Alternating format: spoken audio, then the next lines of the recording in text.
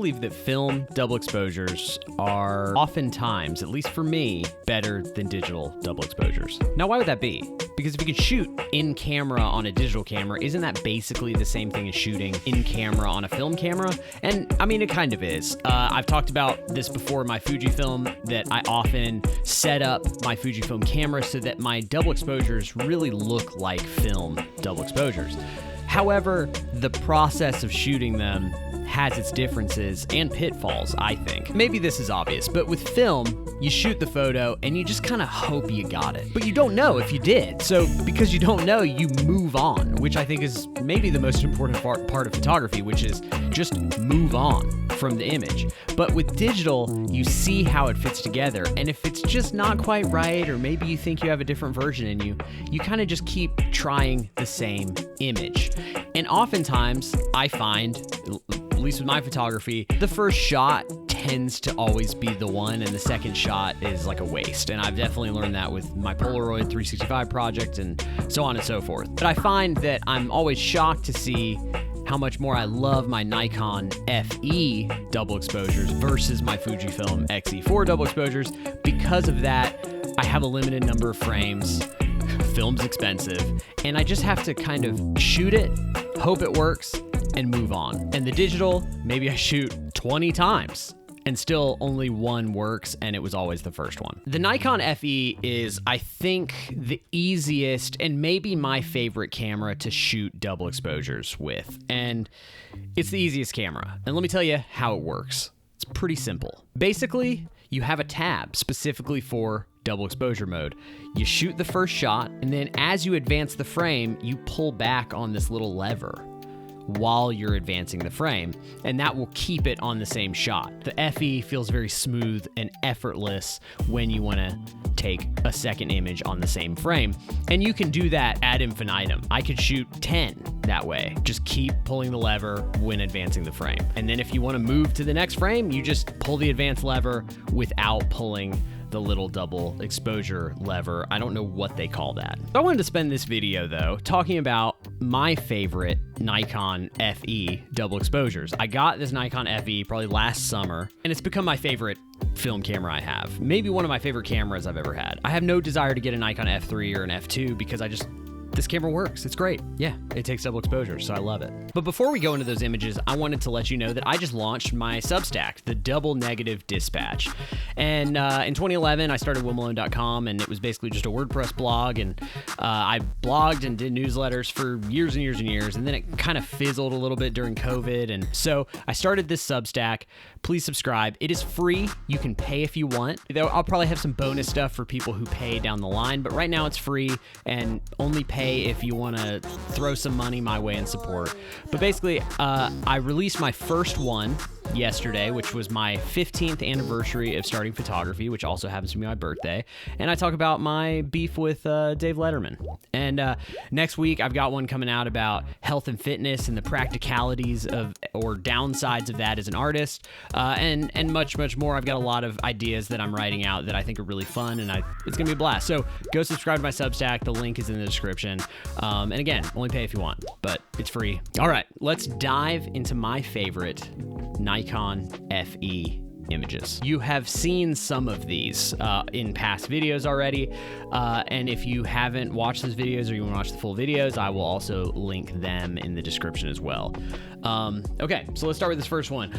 This is from one of my first true double negative videos. Basically, this is an image of my wife Anna shot at our house, and then later on, I think a couple days later, I went to Chattanooga and shot this out of focus night landscape against it. So I did not use the double exposure feature of the Nikon FE for this image. Basically what I did was I shot a whole roll of film, and then I just marked it so when I reloaded it into the camera, it would line up, and I shot over it a second time.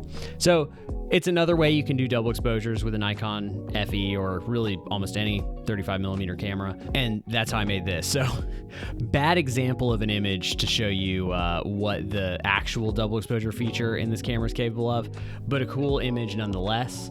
And the video I shot this in, I have linked in the description. And yeah, this is just one of those mirror double exposure. So I shot the first shot and then I shot the second photo. I flipped the camera upside down. And this is a more traditional use of the Nikon FE double exposure switch. And you know, the colors of the Lomography Color 92, they are very cold, and that's not necessarily my vibe, but I did like how these images turned out. And it was fun to shoot this film because I had no clue how they were going to end up. I always pretty much shoot the same stocks over and over. Okay, so this, you'll see this kind of image again, but I've playing with shapes, and I've talked about this recently, but like I talked about in my Polaroid i2 double exposure video and my Fujifilm double exposure video, is that shadows are your canvas. So if you find a place where there's a lot of black or shadows or whatever, then you can manipulate an image inside of it. So this was a sign with a black arrow on it, and I put this landscape of the Walnut Street Bridge in Chattanooga in the arrow. Pretty self-explanatory. I really like this image. It showed me kind of what was possible with film double exposures, and I play with it again later in this video, which you will see. And I don't think I shot these for any video. I think this was on my own time, so there's no video corresponding with this photo.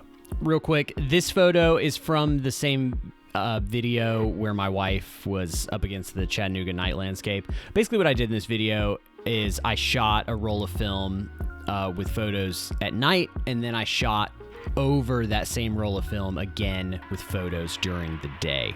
It was a fun experiment. I'm not sure the video is one of my early double negative videos. It's a little rough, but I really liked the experiment, and I would like to try it again. It was very interesting. It was really just a curiosity thing. I wanted to see what would happen. And so the warehouse row section is pretty early in the morning, and the woods, I want to say, over here, is nighttime sometime in South Carolina. So it's 2 different states, 2 different times a day. And this is probably my favorite of that set. Basically, I shot a photo of the woods during the day in South Carolina, and then I shot kind of an abstract, slow shutter blur landscape of Chattanooga downtown at night. So you can see the angle of the aquarium right here, and all the lights against, you see the sunspots from the woods, because I was just in a bunch of like pine trees in South Carolina. So again, Tennessee, South Carolina, day, night. I think it turned out pretty cool. It's one of my favorites. Okay, so this photo, there is no video for. I shot this just, I think I was getting drinks with a friend.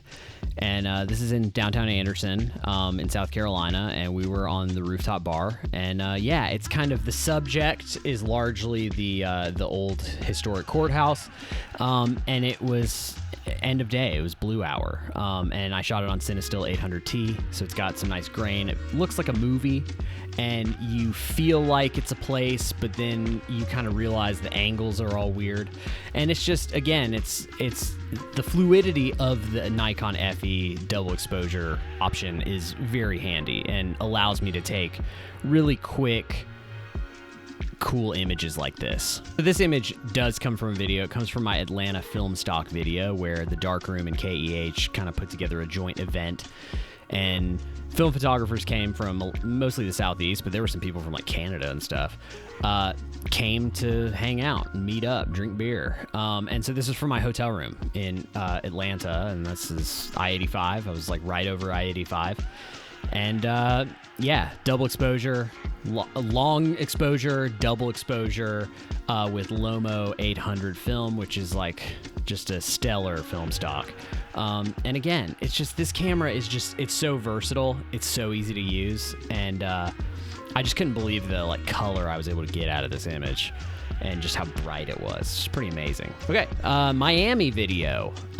So this is kind of a double exposure technique I do pretty often, which is I take a photo of a subject and then I kind of scoot it over a little bit in the second image, so that it kind of makes you question, is this real or is this not?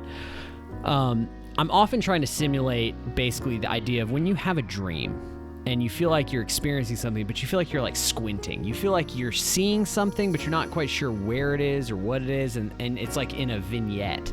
And that's like, I have like a lot of crazy dreams. I always have since I was a kid, and so I just feel like seeing stuff like this in the real world is really cool, and I just kind of I've always liked conveying that feeling, because it's kind of a scary feeling when you're in a dream. But when you're walking through Coral Gables at, you know, twilight or end of day, golden hour, it looks really cool, because you're like, I know what this is, but something's a little different about it, and that's just my favorite. So yeah, I was walking to my hotel in October, and you can watch that video too, and I really like that video.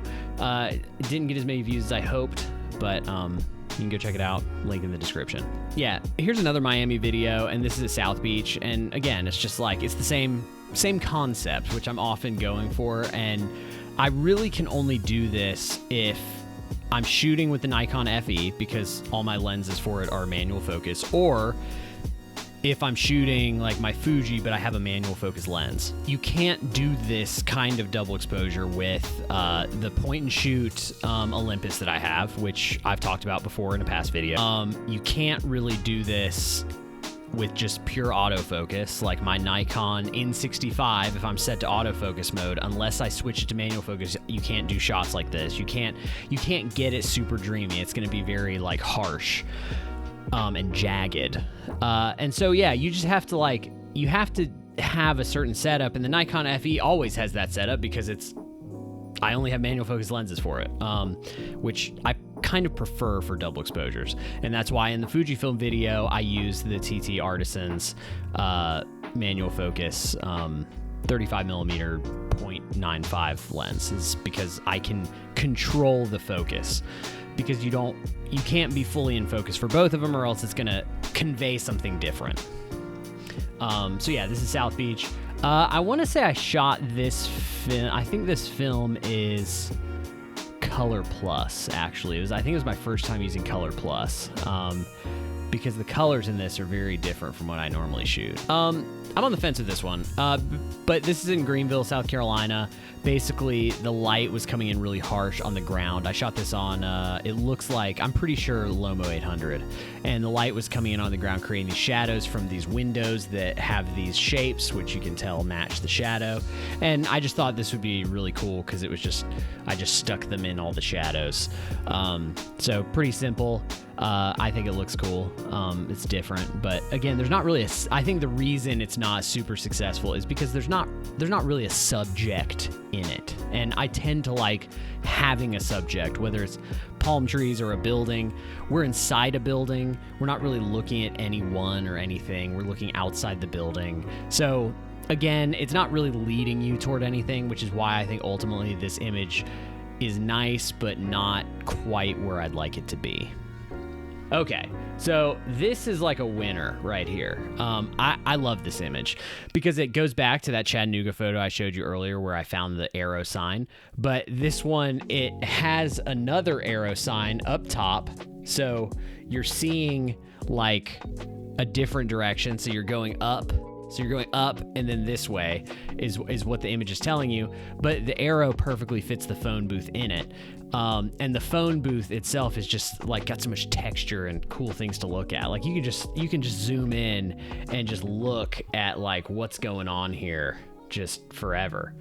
Like, look, I didn't even know this. Miracles grow where you plant them. I didn't even see that was in there. And there's just a lot to look at. It's very cool. This was shot on the Film Walk in Atlanta. So, again, like you can go watch that video. Yeah, I think this kind of photo is cool. It's got the color I want. It's got a subject. It's got a lot of texture. It's got places for your eyes to go. It's got clear instructions on where to look. I think this is like a really successful double exposure in my mind. Okay, this one I think is very successful too.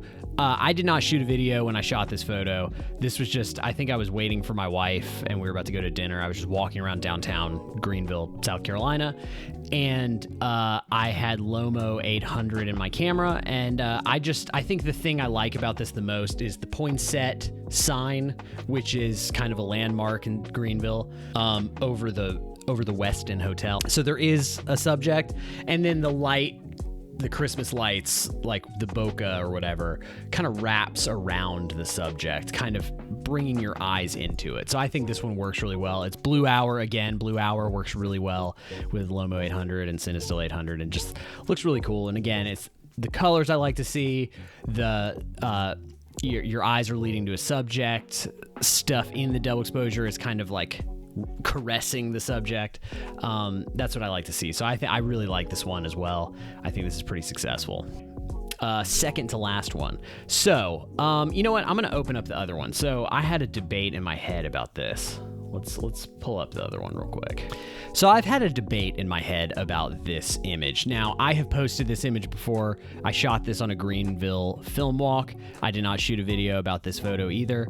But obviously, you see what happened here. I used the shadow from the ground. It was golden hour during the fall, and I included this hump sign. Sorry, I'm immature that I laughed at that. I included this hump sign. Now, I took two versions of this.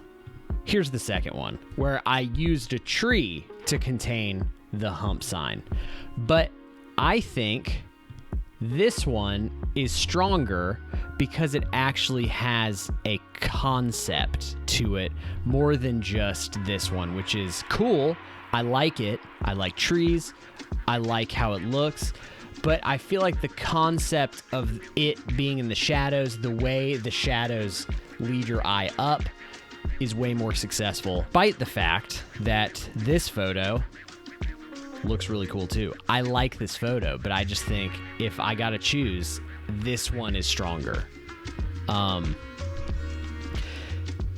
And maybe that just gives you an idea of how I'm thinking about these images. Maybe it's a little too in the weeds. Maybe I'm overthinking it. But like when I'm putting together a double exposure or picking some out of a collection, I am looking for some clear things about what is nice about it. I don't just crash images together and say, cool, done, that was good. I am trying to go a little farther than that. Okay, so my last one, and this is one I shot very recently, shot it in New York City. You can see this one appear in the New York City video, which is a few videos ago. Feel free to watch that, link in the description. I shot this on my current favorite film that I'm shooting a lot of right now, Ilford XP2. I just love it. I don't know what it is. It's like I found this amazing black and white film that I'm just in love with. I shot a lot for the Eclipse, which hopefully you'll see soon. I sent it to the lab. Haven't heard that they've received it, so hopefully it's not lost in the mail.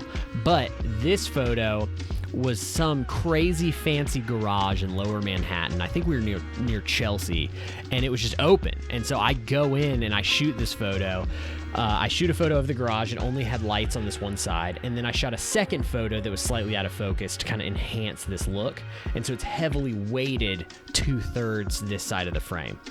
And so, and again, it's leading your eye down here. And I wish, there was like a cool car or like a crazy subject down there, but I think it works without that. It's just leading your eye into oblivion. And I really like it. The scary part about this image is I shot it and I was standing in the doorway, and then immediately when I shot it, the garage door started to close. So if I came this close to going through this tunnel, and it's probably private property, so I shouldn't have done that anyway, but I came this close to running down there, and if I did, I would have gotten trapped in there, and that would have been bad. So yeah, but yeah, shot this in New York City. Really love how this turned out. I often have a 1/4 Pro Mist on there on my 28mm Nikon lens, just because I like the highlights.